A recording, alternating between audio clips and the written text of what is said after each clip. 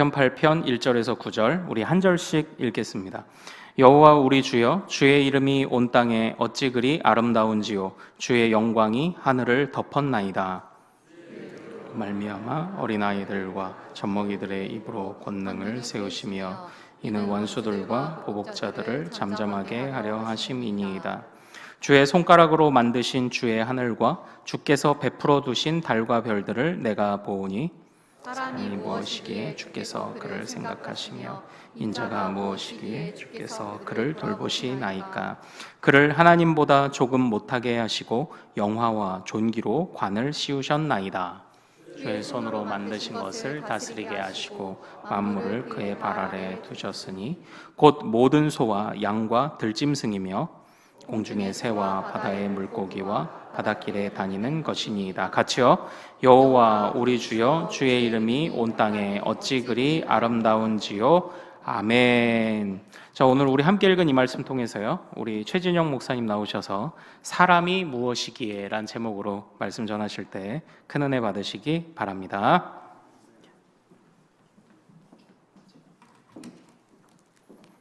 할렐루야. 오늘 안수집사의 찬양과 에브라임 찬양단의 찬양이 정말 은혜로웠습니다. 네, 감사합니다. 인간에 대한 연구, 사람에 대한 연구를 보통 안트로폴로지라고 합니다. 그런데 이런 인간에 관한 가장 유명한 시편이 있다면 그것이 바로 시편 8편이라고 할 수가 있습니다. 시편 8편 4절을 보시면 이런 말씀으로 시작됩니다.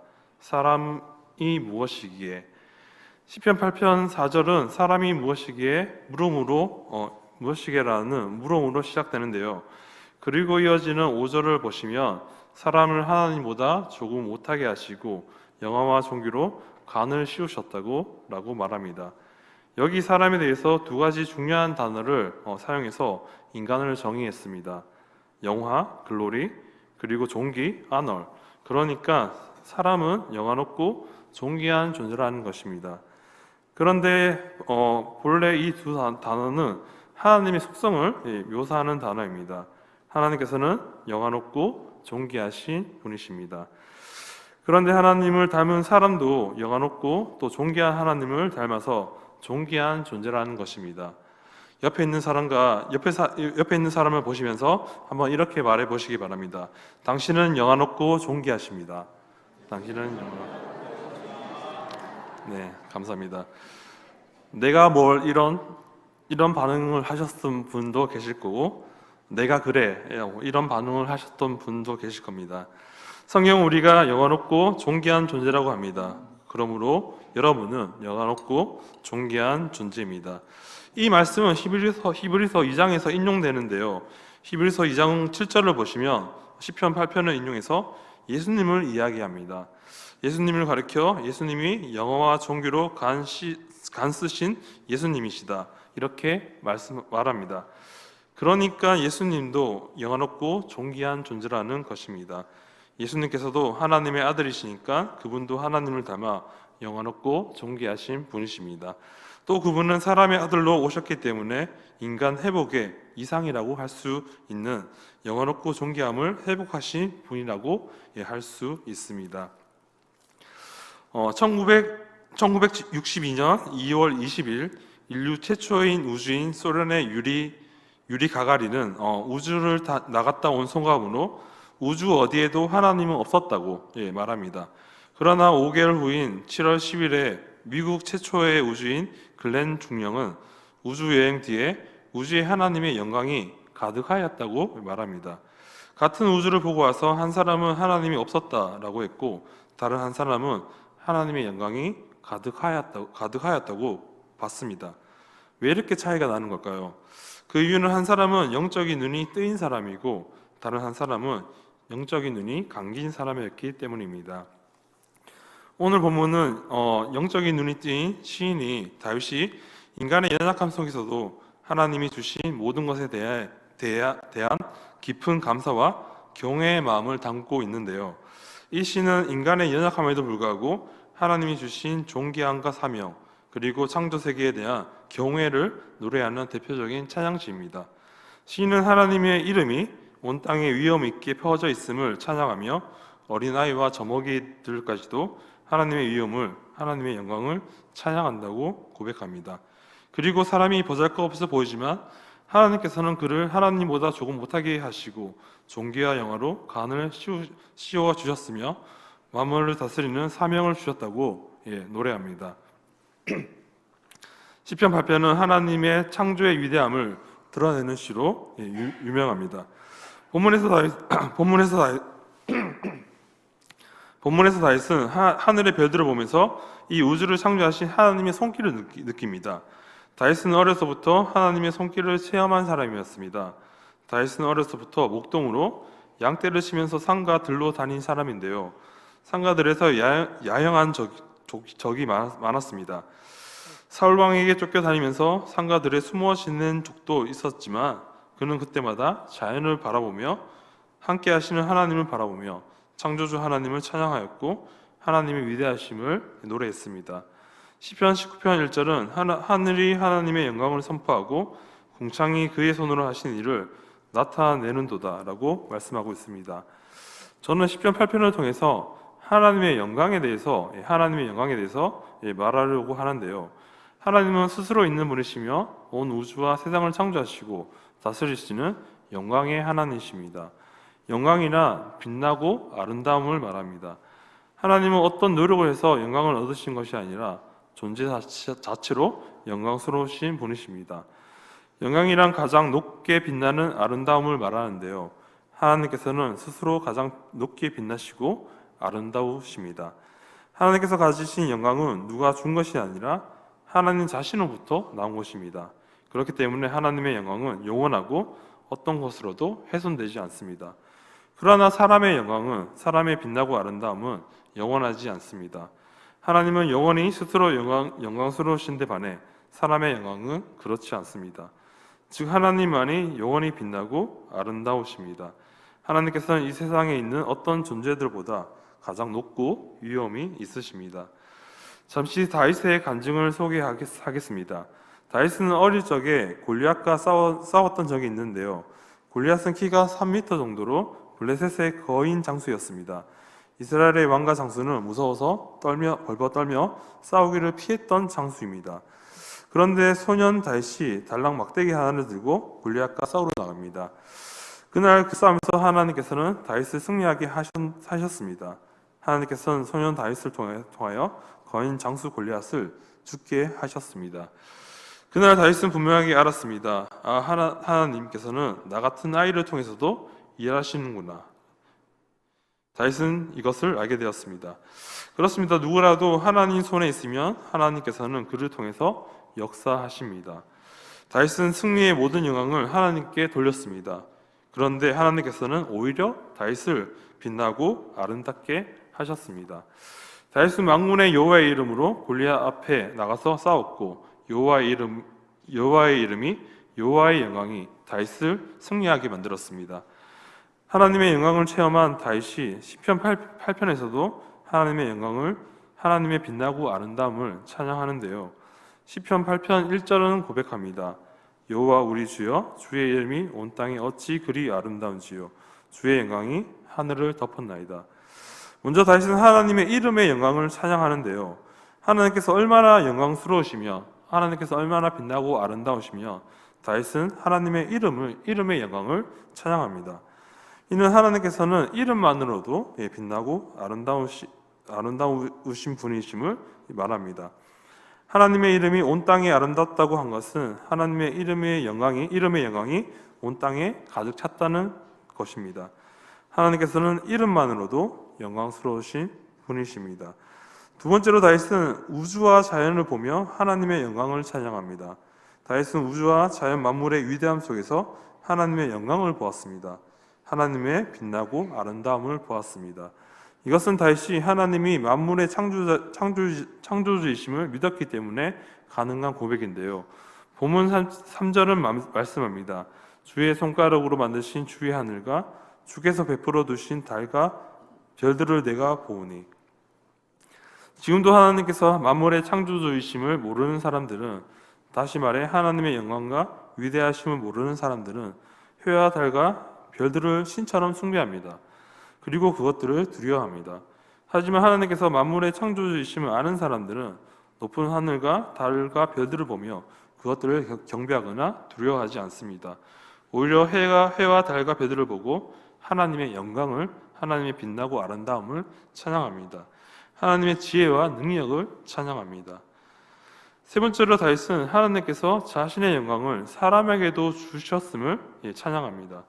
다윗은 하나님이 창조하신 광대한 우주 속에서 사람이 어떤 존재인지를 생각했습니다. 사람이 무엇이고 왜 살아가야 하는지를 생각했습니다. 자신의 존재 이유를 생각했습니다.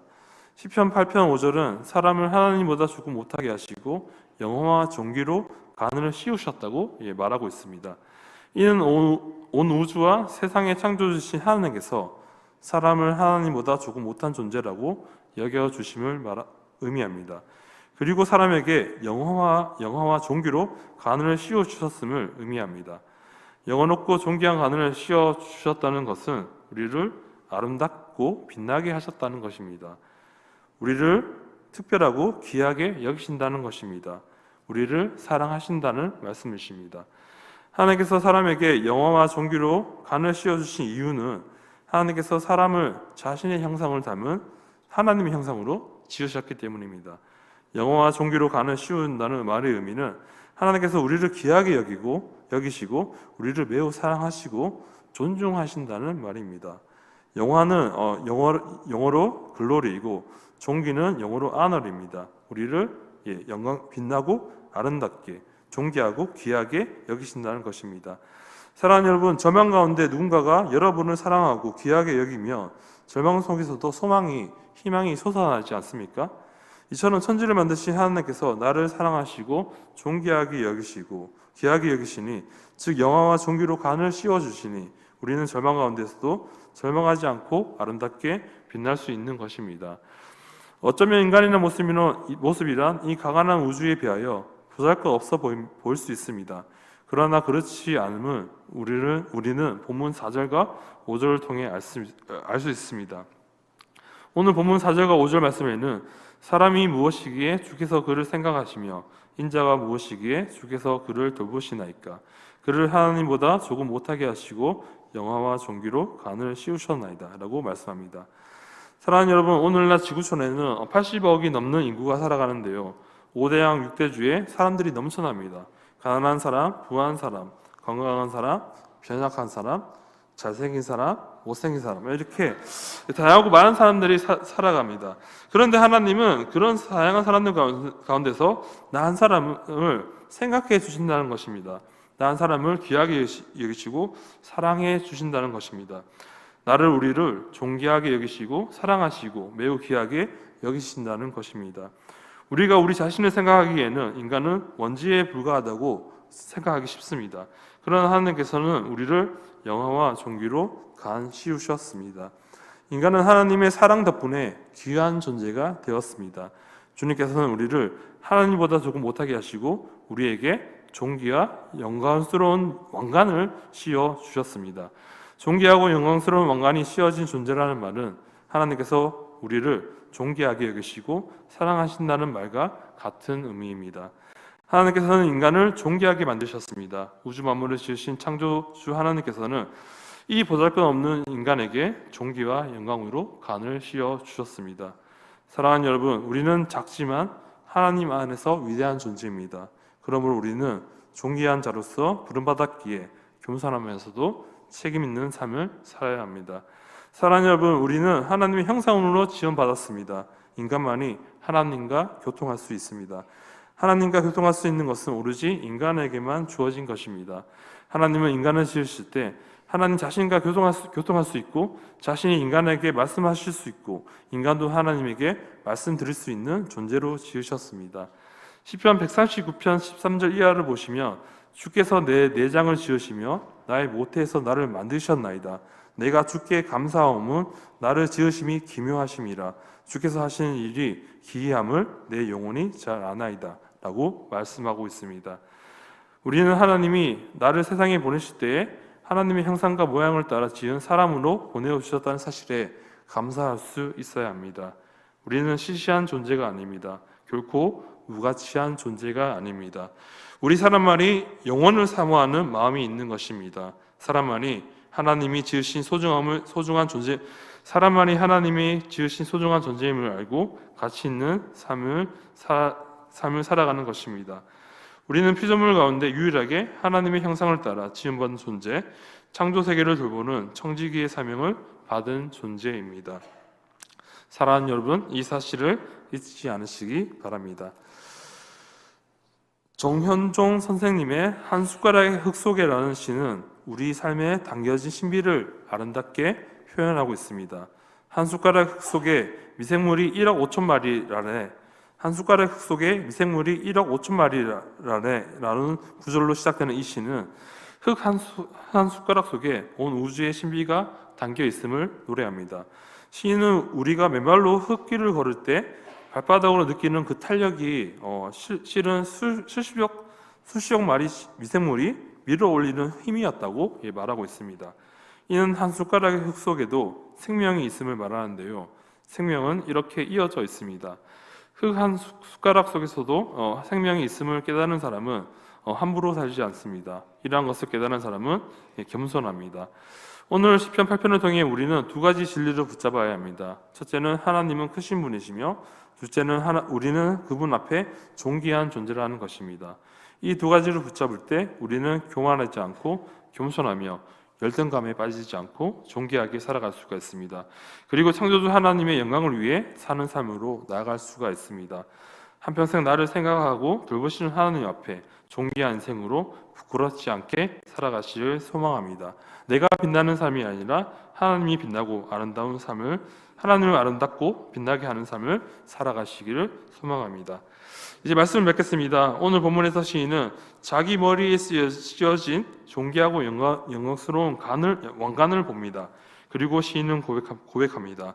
사람이 무엇이기에 주님께서 이렇게 생각하여 주시며 사람의 아들이 무엇이기에 주님께서 이렇게 돌보아 주십니까? 사랑하는 여러분, 우리는 무엇으로 우리를 치장해야만 빛날 수 있다고 생각합니다. 돈을 많이 벌어야만, 권력을 많이 가져야만, 명예를 얻어야만 우리는 아름답게 빛날 수 있다고 생각합니다. 그러나 우리를 아름답게 하시는 분은 하나님이십니다. 돈이 없어도, 가난해도, 부족해도 우리를 빛나게 하시는 분은 하나님이십니다. 한 사람이 하나님 안에, 믿음 안에 있으며 반드시 자존감이 높습니다. 하나님 안에 있으며 자기 비하에 빠지지 않습니다. 열등감은 하나님을 떠난 인간의 전유물입니다. 하나님을 떠나면 우리는 누구와 늘 비교하게 됩니다. 감사가 나오지 않습니다. 가인은 아벨과 자신을 비교하여 열등감에 빠졌습니다. 그리고 사울은 다윗과 비교하여 열등감에 빠졌습니다. 그러나 다윗은 열등감이 없었습니다. 다윗은 다른 사람과 자신을 비교하지 않았습니다. 다윗은 오직 하나님을 바라봤습니다. 그래서 그의 삶에 감사가 있었습니다. 사랑하는 여러분, 자신의 존귀함을 깨달으시기 바랍니다. 이 세상 전체가 하나님의 작품임을 잊지 않으시기 바랍니다. 하나님께서 우리를 영화와 존귀로 간시우셨음을 잊지 않으시기 바랍니다. 내 인생의 모든 여정이 하나님의 솜씨임을 기억하시기 바랍니다. 한평생 나를 존귀하게 여기시는 하나님을 찬양하며 하나님을 아름답고 빛나게 하는 삶을 살아가시기를 간절히 소망합니다.